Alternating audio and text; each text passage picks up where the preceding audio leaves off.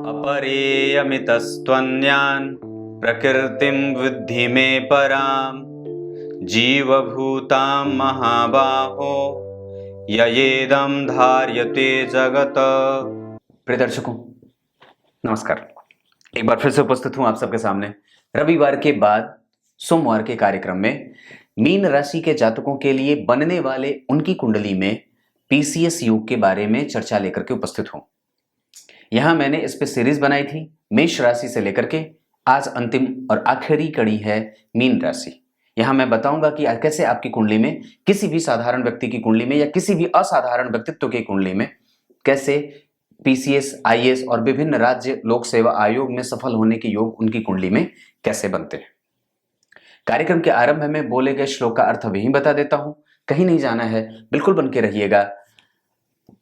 7वें अध्याय के 5वें श्लोक में भगवान ने अपनी परा और अपरा शक्तियों का क्रमशः ज्ञान कराया है अर्जुन को। ये परा और अपरा शक्तियां क्या हैं? मन, बुद्धि और अहंकार, और साथ ही साथ पृथ्वी, जल, अग्नि, वायु और आकाश, ये पंच महाभूत और तीनों प्रकृतियां मिलकर के जिसमें समस्त ब्रह्मांड व्याप्त है, इसका उन्होंने वर्णन करना अब शुरू किया है। अब आइए आपको मैं आपकी कुंडली में यह बता देता हूं कि कैसे आपकी कुंडली में कौन से ग्रह कहां बैठ करके आपको आईएएस, आईपीएस और विभिन्न लोक सेवा आयोग जो अभी लगातार इनकी परीक्षाएं जारी हैं, उनके लिए आपकी कुंडली में ग्रहों की स्थितियां कैसे होनी चाहिए। शुरू करते हैं आज का कार्यक्रम।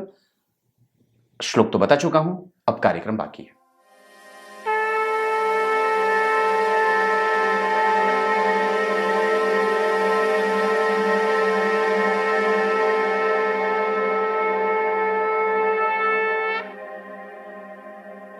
अब आपको सीधे विषय पे लेके आता हूं। यहां सबसे पहले ये बात समझने की आवश्यकता है कि आपकी कुंडली में ये देखना है कि चंद्रमा कहां बैठे हैं, और चंद्रमा जहां भी बैठे हैं अगर वहां पे 12 नंबर लिखा है, मतलब 12 नंबर की राशि मीन राशि होती है। मीन राशि यहां मैंने इसको 12 नंबर में बिठाया है। यानी कि आज के कार्यक्रम में यह समझने का प्रयास करना है कि मीन राशि वाले जातकों के लिए कैसे ये बात पता लगाई जाए कि उनकी कुंडली में आईएएस, आईपीएस और लोक सेवा आयोग के लिए किस प्रकार से ग्रहों का बैठना आवश्यक होता है। तो सबसे पहले अगर आपकी कुंडली में 12 नंबर में चंद्रमा बैठे हैं तो यहीं गुरु बैठे हों, यहीं शुक्र बैठे हों, यहीं बुध बैठे हों, यहीं सूर्य भी बैठे हों, तो ये आपको पदस्थ अधिकारी बनाने लायक हो जाते हैं।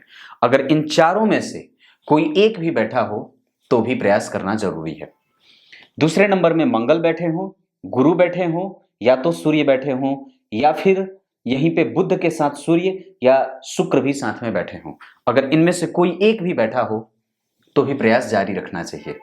तीसरे नंबर में अगर 2 नंबर में यहां राहु, शुक्र, मंगल, शनि, सूर्य, तो व्यक्ति इतना ज्यादा पराक्रमी हो जाएगा कि वो अपने भाग्य को भी मोड़ने का जो है वो प्रभाव विकसित करना चाहेगा और कुंडली कार्मिक सिद्ध हो जाएगी। यहां पे जन्म कुंडली में बुध, सूर्य, मंगल, गुरु या बुध, गुरु और बुध दोनों एक साथ बैठे हों, या फिर यहां पे मंगल और शनि भी बैठे हों, तो भी ये कुंडली कार्मिक रूप से और व्यक्ति जो चाहता है उसको वो शांति मिल जाती है और वो प्रभाव विकसित हो जाता है। यहां बैठ करके सूर्य का प्रभाव और इन सारे ग्रहों का प्रभाव जब जन्म कुंडली के 10वें स्थान पे पड़ेगा तो निस्संदेह ये व्यक्ति को सफलता को देने वाले बन जाते हैं। आगे बढ़ते हैं। अगर यहां चंद्रमा बैठे हों, साथ में गुरु बैठे हों, बुध बैठे हों, शुक्र बैठे हों, अगर इतने सारे ग्रह बैठे हों तो ये कुंडली बड़ी अच्छी हो जाएगी। लेकिन गौर करने की बात है कि यहां पे मंगल ना बैठे हों या शनि ना बैठे हों, तो आपको निश्चित रूप से जिस चीज के लिए आप प्रयास कर रहे हैं उसमें सफलता का प्रभाव बढ़ जाएगा या आप सफल होने के लिए तत्पर हो सकते हैं।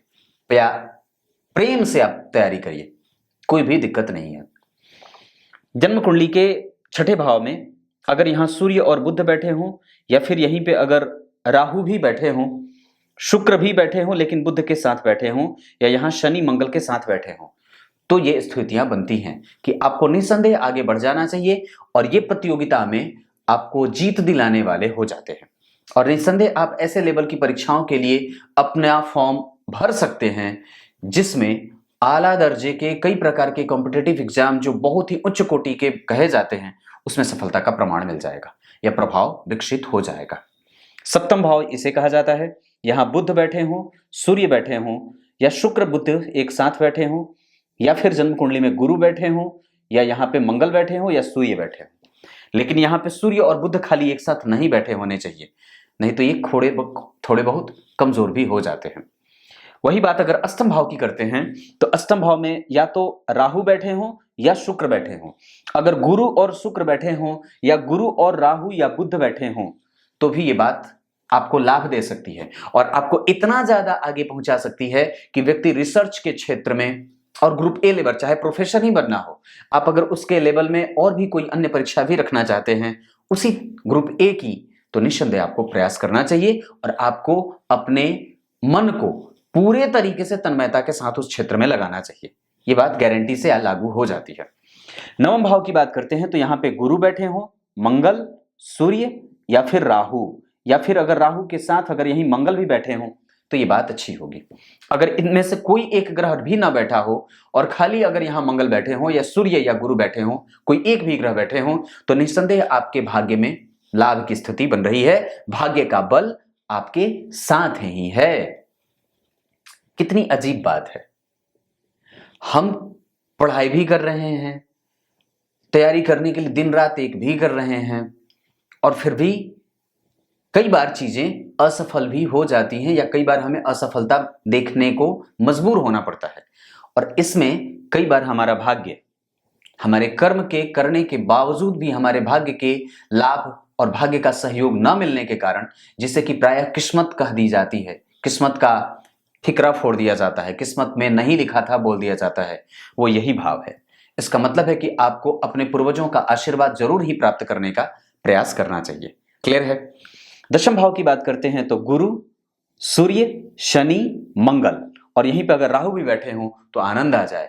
और अगर इनमें से कोई भी एक ग्रह भी बैठा हो, चाहे शनि हो, चाहे मंगल हो, चाहे सूर्य बैठे हो, चाहे गुरु बैठे हो, तो ये बात अच्छी हो जाएगी और निस्संदेह आपको ये देने वाले बनते हैं। आप कितने अपने अनुकूल हैं, आपने कितना मन लगाया है और आप कितने प्रतिकूल नहीं हो रहे हैं। ये ग्रह आपके अनुकूल है और देने को तत्पर भी है। आगे बढ़ना चाहिए। एकादशवें भाव में शनि, शुक्र, गुरु के साथ शनि बैठे हों, चंद्रमा के साथ शुक्र बैठे हों, या फिर यहीं पे अगर सूर्य बैठे हों, तो ये लाभदायक स्थिति बन सकती है और आपको निस्संदेह सारी चीजें प्राप्त करा सकते हैं जिस चीज के लिए आप प्रयासरत हैं और जो एफर्ट आप लगा रहे हैं, निस्संदेह उसके अनुकूल स्थितियों के निर्माण की घंटी भी बज रही है। 12वें भाव में या तो शनि या तो शुक्र, इसके अलावा कोई नहीं अगर बैठे हों तो काम आगे बढ़ जाए और निस्संदेह आपको अपने कंसंट्रेशन पे काम करना होगा। अगर 12वें भाव में बुध बैठे हों, 12वें भाव में गुरु बैठे हों, 12वें भाव में अगर सूर्य बैठे हों, तो ये आपकी कुंडली में ऐसे अगर ग्रह बैठे हुए हैं तो निस्संदेह आपको आगे बढ़ जाना चाहिए। उसके बाद अगर अभी के गोचर की बात करते हैं तो देखिए, गुरु का राशि परिवर्तन हो चुका है। वो पहले वक्री थे, अब मार्गी होकर के कुंभ राशि में आ गए हैं। यहां शनि अकेले अपनी राशि में बैठ करके अभी वर्तमान में, गुरु कुंभ राशि में, मतलब मकर से वो अब पहले जहां नीच राशि में गोचर कर रहे थे, अब वहीं वो शनि की मूल त्रिकोण राशि में गोचर कर रहे हैं। वर्तमान में मैंने मीन लग्न बीतता हुआ दिखाया है, मीन राशि को बीतता हुआ दिखाया है। राहु उच्च के होकर के बैठे हैं अभी कुंडली में और मंगल तुला राशि में बैठे हैं, राशि के अधिपति के साथ तात्कालिक मित्रता में गोचर कर रहे हैं। उसके बाद सूर्य, बुध और केतु का भाग्य भाव में बैठना मीन राशि वालों के लिए कैसा रहेगा? सूर्य और बुध का भाग्य भाव में बैठना वृश्चिक राशि में, राहु और जहां उच्च के वहीं केतु का प्रभाव सूर्य और बुध के साथ व्यक्ति के भाग्य को बल देने वाला हो जाएगा। वहीं पे अगर आप इन भाव की बात करते हैं, क्योंकि सबसे पहले प्रशासनिक सेवाओं के लिए सूर्य का मजबूत होना और एक अच्छी राशि में गोचर करना बड़ा ही आनंददायक और परिणामों को प्राप्त कराने वाला होता है। इसके मतलब के बात में अगर हम सीधे से तरीके से करें तो आपकी कुंडली में सूर्य और बुध का भाग्य में बैठना आपके लिए सफलता का सूचक हो सकता है। अगर यही बात आपके नेचुरल कुंडली में भी अगर यहां सूर्य और बुध बैठे हैं तो निस्संदेह आपके भाग्य का लाभ आपको मिल रहा है। और एक बात और भी है कि वहां पे आपको थोड़ी बहुत मशक्कत जरूर करनी पड़ सकती है, परंतु लाभ मिलेगा। गुरु 12वें हैं, इस वजह से अंक कम मिल जाता है। कई बार व्यक्ति के अंक में कमजोरी आ रही है, लेकिन शनि देख रहे हैं और अगर चंद्रमा पे देख रहे हैं या फिर अगर आपकी कुंडली में मीन राशि बन रही है और शनि जो है अगर अभी के हिसाब से 10 नंबर में गोचर कर रहे हैं, तो ये थोड़े से लाभदायक स्थिति को भी दिखा रहे हैं और वस्तुतः आपको प्राप्त कराने के लिए वो तत्पर हैं। बजरंगबली की पूजा, और एक बात और भी है, शुक्र का यहां बैठना, ये आपको पद के लिए जो मेहनत आप कर रहे हैं उसमें उसका सपोर्ट भी मिल रहा है। यानी कि 3 से 4 ग्रह आपके लिए अभी अनुकूल हैं। राहु आपके मेहनत को बढ़ाने वाले हो रहे हैं। सूर्य और बुध आपके भाग्य का सहयोग प्राप्त कराने के लिए और आपके अंदर धार्मिक भावनाओं का जो है वो संचार कर रहे हैं। वहीं पे मंगल आपकी कुंडली में कुछ आपके मनोबल को और आपके ऊर्जा को, आपके प्रभावों को, आपके स्वास्थ्य को कमजोर करने पे तुले हुए हैं। वहीं शुक्र आपको पद का लाभ देने के लिए उत्सुक हैं। शनि आपको प्राप्त कराने के लिए हमेशा ही तत्पर होकर के बैठे हैं। ये सारी स्थितियां आपकी कुंडली में बनी हुई हैं। करना क्या होगा, मीन राशि के जातकों का स्वभाव थोड़ा बहुत चंचल होता है और इनका जीवन जो होता है वो अलग तरीके के दर्शन को प्राप्त करने वाला होता है। इनका उत्तर प्रत्येक जो छात्र होते हैं, प्रत्येक छात्र छात्राओं से थोड़ा अलग होता है। लिखने की शैली अलग होती है। दार्शनिक भावनाओं का अलग तरीके से इनके जीवन में संचार होते देखा जाता है। मीन राशि के जातकों के लिए सबसे बड़ी और सबसे आसान बात यह होती है कि आप किसी से बदला लेने के फिराक में नहीं होते, आप अपना काम करना चाहते हैं और सत्पुरुष की भांति आपके जीवन का दर्शन अलग होता है और आपका प्रभाव भी अलग विकसित होता है। कई बार व्यक्ति बहुत बड़ा बुद्धिमान और विद्वान होने के बावजूद भी कम जानकारी वाले लोगों के सामने भी चुप हो जाता है और यह सोच करके चुप हो जाता है कि चलो मेरे ज्ञान की बात है, वो मेरे काम परीक्षा में आ ही जाएगी। इस छोटे व्यक्ति के मुंह लगना सही नहीं है। ये आपकी सबसे बड़ी अच्छी बात है। इसको हमेशा ही मेंटेन करके रखना चाहिए। अपने गुरुजनों का, अपने माता पिता का, अपने बड़े भाइयों का, अपने पिता का, अपने गुरुओं का और अपने ट्यूटर का हमेशा ही आपको आदर करने का भाव अपने अंदर विकसित करना चाहिए। इस दौरान यात्रा करने से बचना हो तो बड़ा जरूरी हो जाए। इस दौरान नई नई चीजें और एक्सपेरिमेंट करने से बचना हो तो बड़ी अच्छी बात हो जाए। इस दौरान अगर लाभ प्राप्त करने की आकांक्षा और इच्छा रखते हैं तो गणेश जी के मंत्रों का जप, सूर्य का अर्घ और हनुमान चालीसा का पाठ, क्योंकि मीन राशि वालों के ऊपर ढैया साढ़े साथी का प्रभाव भी तुरंत आने वाला है। इस वजह से ये बात कहता हूं, हनुमान चालीसा, नित्य प्रतिदिन मंदिर का दर्शन और गणेश जी के मंत्रों का जप, साथ ही साथ अगर हो सके तो सूर्य को अर्घ तो जरूर ही देना चाहिए। बस इससे ज्यादा कुछ भी नहीं बताऊंगा। और ये कार्यक्रम अब होता है पूरा। अब मैं ये देखता हूं कि मैं रविवार के दिन में आप लोगों के लिए क्या लेकर के आता हूं। इस कार्यक्रम को मैंने बखूबी निभाने का प्रयास किया है और जो भी चीजें यहां बताने के लिए आवश्यक थी मैंने उसे संपूर्ण बताने का प्रयास किया है। इसके अलावा कई सारी चीजें जो छूटी हैं वो हो सकता है कि मेरी दृष्टिकोण से, मेरी नजरों में वो आवश्यक नहीं है या फिर उन्हें बताना आवश्यक नहीं है। हो सकता है मैंने सिर्फ ये कार्यक्रम जो बनाया है वो सिर्फ और सिर्फ छात्रों के लिए ही बनाया है, जो सिर्फ नौकरी के लिए ही पूछना चाहते हैं, बाकी की चीजों से उनका कोई मेल नहीं है। इस वजह से कुछ इसी तरीके से आज के कार्यक्रम का समापन करते हैं। तब तक के लिए इजाजत दीजिए। कल एक बार फिर से उपस्थित होंगे आप सबके सामने। हमारे चैनल के जो जितने भी लोग हैं जो ये कार्यक्रम देख रहे हैं, मैं उनसे ये कहना चाहता हूं कि जरूर ही आप इस कार्यक्रम को ऐसे लोगों के पास फॉरवर्ड करिए जो लोक सेवा आयोग और आईएएस और आईपीएस के लिए तैयारियां कर रहे हैं। शायद उनके लिए ये लाभदायक हो जाए। मैं इस आधार पर और इस उद्देश्य से ये बात आपसे बिल्कुल भी नहीं कह रहा कि मेरा चैनल बढ़ जाएगा, पता नहीं, वो मुझे नहीं चाहिए।